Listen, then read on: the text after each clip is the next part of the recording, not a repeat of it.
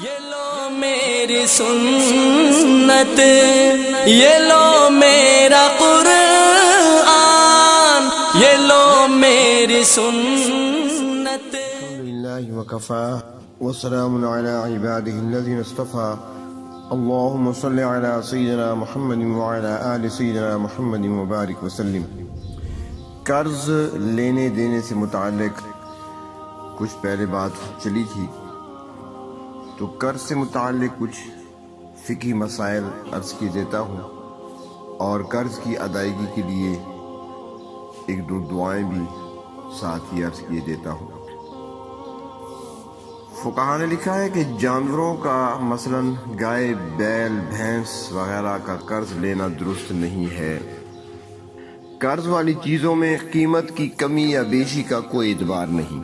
مثلاً 1 کلو گندم قرض لی تھی، جس کی قیمت بازار میں لیتے وقت 15 روپے کلو تھی، 1 سال کے بعد اس کی قیمت 25 روپے کلو ہو گئی، تو 1 کلو گندم ہی واپس کرنی ہوگی۔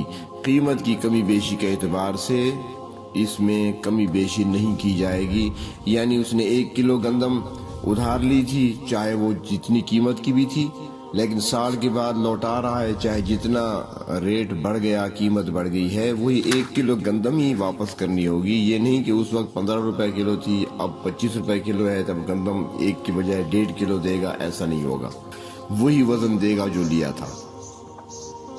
قرض دینے والا اگر رقم کی یا چیز کی ادائیگی کے لیے وقت مقرر کر دے کہ قرض دے رہا ہوں اور فلاں وقت پر واپس کرنا ہوگا، لیکن چونکہ اس نے قرض دیا تھا، وہ مالک تھا، تو وہ اپنے اس وقت سے پہلے بھی اگر ضرورت ہو تو تقاضا کر سکتا ہے۔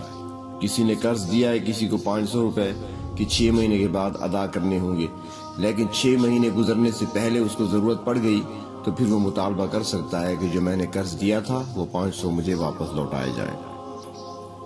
100 روپیہ کسی نے کسی سے قرض لیا تھا، 40-50 سال گزرنے کے بعد ادا کرنے کی نوبت آئی، اس دوران روپے کی مالیت کافی گر چکی ہے، لیکن چونکہ 100 روپیہ قرض لیا تھا تو اس وقت بھی وہ 100 روپیہ ہی ادا کرنا ہوگا۔ مالیت کا اعتبار کر کے اگر زائد لیا گیا تو وہ سود کہلائے گا، جو حرام ہے۔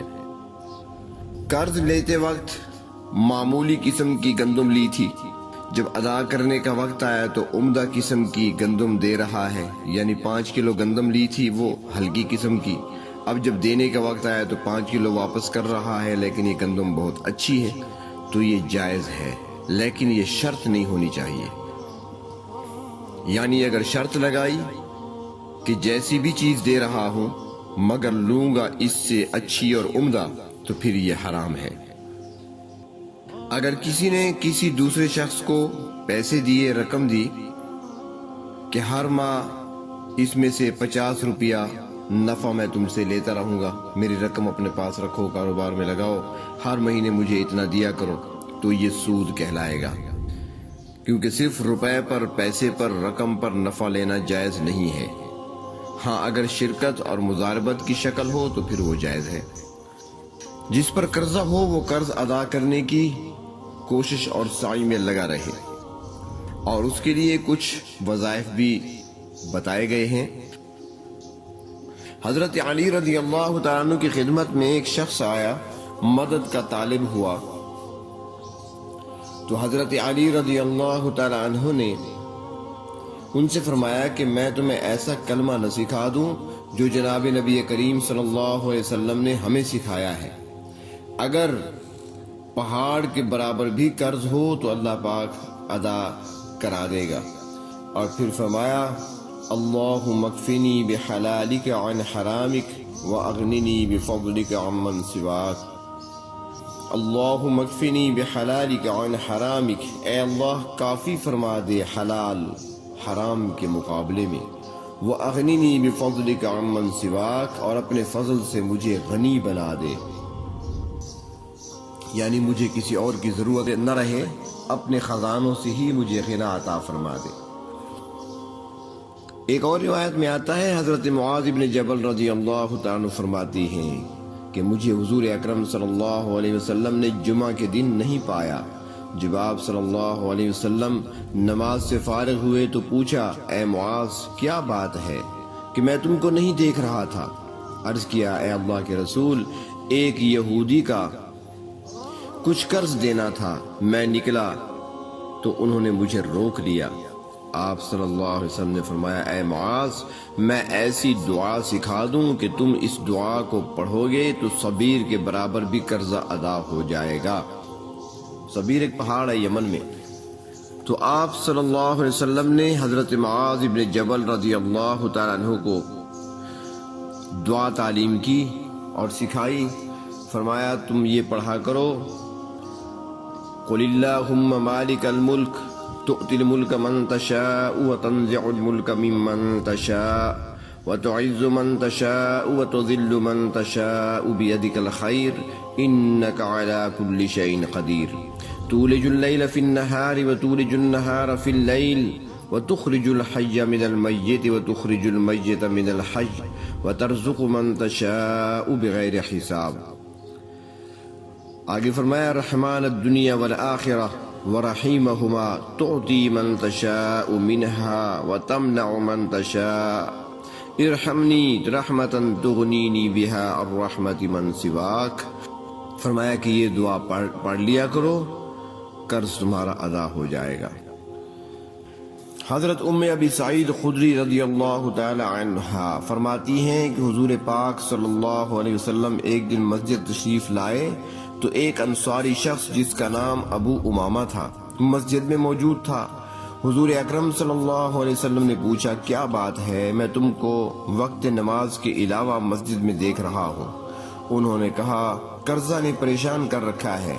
اے اللہ کے رسول، میں بہت پریشان ہوں قرض کی وجہ سے۔ تو آپ صلی اللہ علیہ وسلم نے ارشاد فرمایا، میں ایسی دعا نہ سکھا دوں جس سے غم اور قرضہ دور ہو جائے؟ عرض کیا، ضرور۔ تو آپ صلی اللہ علیہ وسلم نے ارشاد فرمایا، صبح و شام یہ پڑھ لیا کرو، اللہم انی اعوذ بک من الہم والحزن، اے اللہ میں غم و رنج سے آپ کی پناہ مانگتا ہوں، وَأَعُوذُ بِكَ مِنَ الْعِجْزِ وَالْكَسْلِ، اور میں عجز اور سستی سے پناہ مانگتا ہوں، وَأَعُوذُ بِكَ مِنَ الْجُبْنِ وَالْبُخْلِ، اور میں بزدلی اور بخل سے پناہ مانگتا ہوں، وَأَعُوذُ بِكَ مِنْ غَلَبَةِ الدَّيْنِ وَقَهْرِ الرِّجَالِ، اور قرضہ کے غلبہ سے اور آدمی کے تشدد سے پناہ مانگتا ہوں۔ وہ فرماتی ہیں کہ میں نے پڑھا تو میرے غم کو اللہ نے دور کر دیا اور میرے قرضے کی ادائیگی کے اسباب پیدا فرما دیے۔ تو یہ مسنون دعائیں ہیں، ان میں سے کوئی دعا بھی یاد کر لی جائے اور اس کو پڑھتے رہنا چاہیے۔ خصوصاً یہ آخری دعا جو ابھی میں نے آپ کے سامنے پڑھی ہے، یہ حدیث شریف سے ثابت ہے، حضور اکرم صلی اللہ علیہ وسلم نے خود تعلیم فرمائی ہے، ابو داؤد شریف جلد اول میں یہ موجود ہے۔ تو اس دعا کو خصوصاً سارے یاد کر لیں اور اس کو صبح و شام پڑھ لیا کریں۔ اللہم انی اعوذ بک من الہم والحزن واعوذ بک من العجز والکسل واعوذ بک من الجبن والبخل واعوذ بک من غلبۃ الدین وقہر الرجال۔ یہ لو میری سنت، یہ لو میرا قرآن، یہ لو میری سنت، یہ دکھلائے گی تم کو